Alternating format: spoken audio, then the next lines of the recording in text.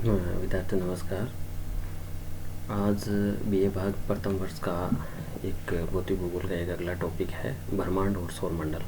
ब्रह्मांड और सौरमंडल के बारे में विस्तार से अध्ययन करेंगे और उसके बारे में ये बताएंगे कि विभिन्न इसमें ब्रह्मांड में कौन कौन सी जो विभिन्न परिभाषाएं हैं, हमारा सोलर सिस्टम क्या है, किस तरह से काम करता है, और सोलर सिस्टम कौन कौन से ग्रह हैं, उनका क्रम क्या है, इसके बारे में पूरा हम विस्तार से अध्ययन करेंगे। ब्रह्मांड और सौरमंडल की विभिन्न परिभाषाओं में सबसे पहले आती है पृथ्वी के ऊपर स्थित जो विस्तृत अनंत आकाश है उसको अंतरिक्ष कहा जाता है। ये एक अंतरिक्ष की परिभाषा है, साधन से संक्षिप्त रूप से। उसके बाद आता है प्रकाश वर्ष। खगोलीय जो पिंड हैं, चाहे ग्रह हो, तारे हो, धूमकेतु, अन्य जो भी आकाशीय पिंड हैं, उन सब के बीच की दूरी मापने की जो मात्रक है प्रकाश वर्ष में मापा जाता है। ऐसा है कि एक वर्ष में प्रकाश कितनी दूरी तय करता है उसी को प्रकाश वर्ष कहा जाता है। सामान्यतः प्रति सेकंड 3 लाख किलोमीटर की प्रकाश दूरी तय करता है और खगोलीय दूरी को इस प्रकाश वर्ष की दूरी के आधार पर पार्सेक में मापा जाता है। एक पार्सेक बराबर 3.26 प्रकाश वर्ष की दूरी होती है। इसी तरह से आकाशगंगा, आकाश में तारों का विशाल पुंज, मतलब असंख्य तारे, हजारों लाखों करोड़ों अरबों की संख्या में तारे तथा धूल एवं गैस के युक्त क्षेत्र को आकाशगंगा कहते हैं। कहने का मतलब ये हो गया कि अंतरिक्ष में कोई इस तरह का विशाल तारों का पुंज है जिसमें धूल भी हैं, गैस हैं और एक विस्तृत से ऐसा क्षेत्र है, उसको है आकाशगंगा कहते हैं। इसके बाद अगली आती है धूमकेतु या पूछल तारे। वे आकाशीय पिंड जो ठोस, धूल, बर्फ और गैस से बने होते हैं। मतलब ठोस भी हो सकते हैं, उसमें धूल भी हो सकती है, बर्फ के बने भी हो सकते हैं, विभिन्न गैसों के बने हो सकते हैं। और उसका एक भाग है पूंछनुमा, आगे निकला रहता है, जो अनियमित कक्षाओं में सूर्य के चारों ओर चक्कर लगाते हैं। आज से कुछ वर्षों पहले एक अंतरिक्ष में आकाश में एक पूछल तारा दिखाई दिया था। उनकी ये विशेषता होती है कि उसका पिघला हुआ भाग है, जो बर्फ या गैसों का जो सूर्य के सामने वाला भाग रहता है वो सूर्य के प्रकाश के कारण, तापमान के कारण पिघल जाता है और पिघले हुई अवस्था में वो एक गैस है वो चमकीले भाग में दिखाई देती, चमकती हुई दिखाई देती है, जो हमें पृथ्वी से ऐसा लग रहा है जैसे किसी तारे का पूंछ है। इसके बाद उल्का।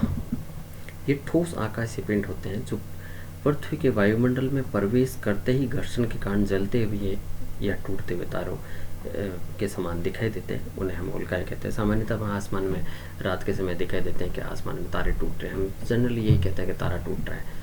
ये तारे टूटने से मतलब ये है कि उल्का पिंड है कोई जो पृथ्वी के गुरुत्वाकर्षण बल के प्रभाव में आते ही ये वायुमंडल में प्रवेश करता है और घर्षण करता हुआ जलता हुआ दिखाई देता है। उसके बाद आता है क्षुद्र ग्रह या अवान्तर ग्रह। ये छोटे छोटे आकाशीय पिंड हैं जो मंगल और बृहस्पति ग्रहों के बीच सूर्य के चारों ओर निश्चित कक्षाओं में चक्कर लगाते हैं। उसे क्षुद्र ग्रह कहते हैं या अवान्तर ग्रह कहते हैं। ये ग्रह मूलतः बृहस्पति और मंगल ग्रह के बीच में स्थित हैं। एक पेटी के रूप में पाए जाते हैं जो अति सघन पेटी है और रात्रि के समय हमें अंतरिक्ष में ये क्षुद्र ग्रहों या अवान्तर ग्रहों का बेल्ट है वो एक पट्टी के रूप में दिखाई देता है। उसके बाद ग्रह की क्या परिभाषा है। सामान्यतः हम ग्रह की परिभाषा बड़ी गलत बोलते हैं। हम ये कहते हैं कि सूर्य के चारों ओर चक्कर लगाने वाले जो ग्रह हैं वो सूर्य के चारों ओर चक्कर लगाने वाले आकाशीय पिंडों को हम ग्रह कहते हैं, पर ऐसा नहीं है। अंतरिक्ष में असंख्य ऐसे तारे हैं जिनके चारों ओर भी कुछ ऐसे पिंड हैं जो चक्कर लगाते हैं, कुछ ऐसे तारे हैं। तो हम ये कहेंगे कि वह आकाशीय पिंड जो किसी तारे के चारों, सूर्य अपने आप में एक तारा है इसलिए ये कहेंगे किसी तारे के चारों ओर निश्चित कक्षाओं में चक्कर लगाते हैं, उसे ग्रह कहते हैं। जैसे पृथ्वी, मंगल, बृहस्पति, शनि, वरुण, ये सारे के सारे ग्रह हैं। इसके बाद अगली परिभाषा आती है वे आकाशीय पिंड जो किसी ग्रह के चारों ओर चक्कर लगाते हैं वो उपग्रह कहलाते हैं। जैसे चंद्रमा है, पृथ्वी के चारों ओर चक्कर लगाता है, उसे उपग्रह कहते हैं।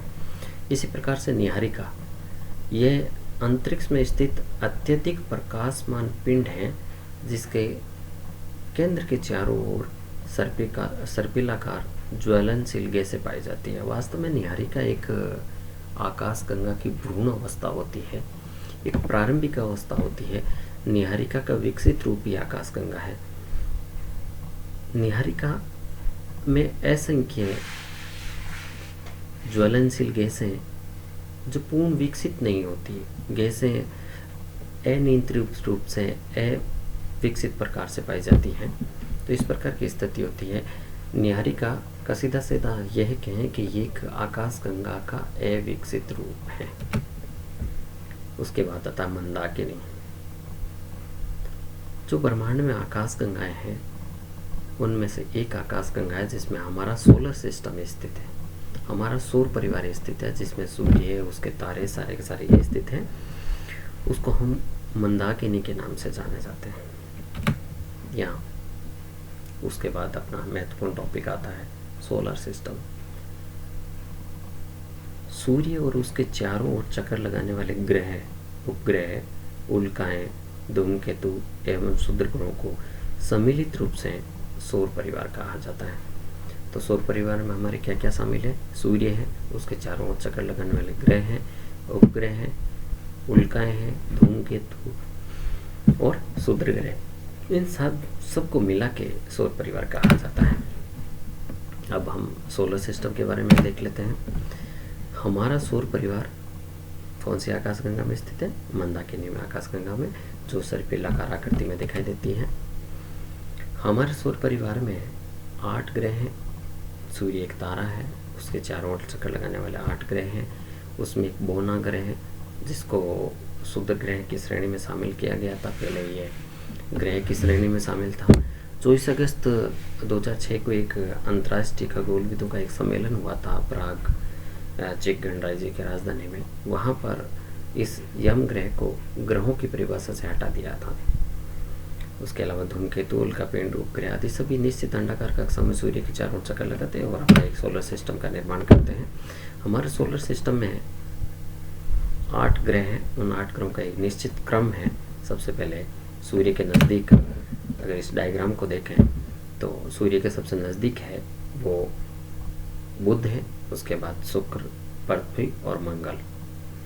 हम अगर इन 4 ग्रहों को देखते हैं तो आकार में बहुत संक्षिप्त हैं, बहुत छोटे हैं और सूर्य के एकदम नज़दीकतम स्थित हैं।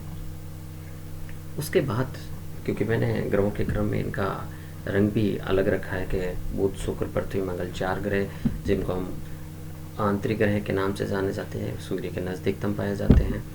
और उसके बाद आकार में बड़े और गैसों से निर्मित गैसीय आवरण बहुत अधिक मात्रा में पाए जाते हैं, आकार में बहुत विस्तृत है, जिनको हम बाह्य ग्रह कहते हैं, जिनमें बृहस्पति, शनि, अरुण, वरुण ये शामिल है।